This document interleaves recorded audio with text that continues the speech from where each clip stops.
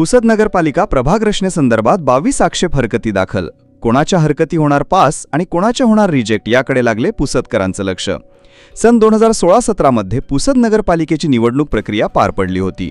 5 वर्षाच्या कालांतराने सन 2021-22 मध्ये पुन्हा निवडणूक व्हायला पाहिजे होती, परंतु कोरोनाच्या महामारीमुळे ते शक्य झाले नाही. त्यावेळेपासून पुसद नगरपालिकेमध्ये प्रशासक लागू झाले.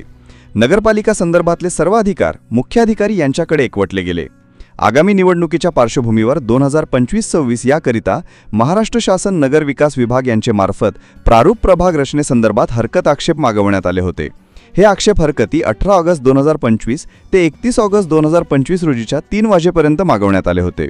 यामध्ये पुसद नगरपालिका अंतर्गत येणाऱ्या भागातून विविध राजकीय पक्षांमार्फत एकूण 21 व्यक्तींकडून 22 आक्षेप म्हणजे एका व्यक्तीने 2 वेळा आक्षेप हरकत दाखल केली आहे.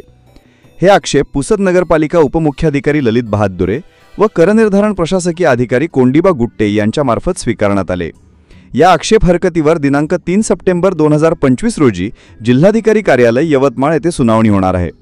आता येणाऱ्या 3 सप्टेंबर रोजीच कळेल की कोणाची आक्षेप हरकती स्वीकारण्यात आल्या आणि कोणाच्या हरकती फेटाळण्यात आल्या. आगामी नगरपालिका निवडणुकीच्या पार्श्वभूमीवर राजकीय पक्षाच्या दृष्टिकोनातून प्रभाग रचना अतिशय महत्त्वाची असल्यामुळे सर्वसामान्य पुसदकरांसह पुसद शहरातील सर्व राजकीय पक्षाचे याकडे लक्ष लागलेले आहे. या प्रभाग रचनेसंदर्भात लवकरच भाग 2 येईल.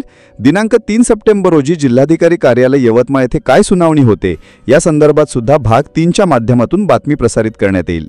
त्याकरिता आत्ताच आपल्या चॅनलला सबस्क्राईब करून बेल आयकॉनवर क्लिक करा. बघत रहा द टाइम्स ऑफ पुसद. धन्यवाद.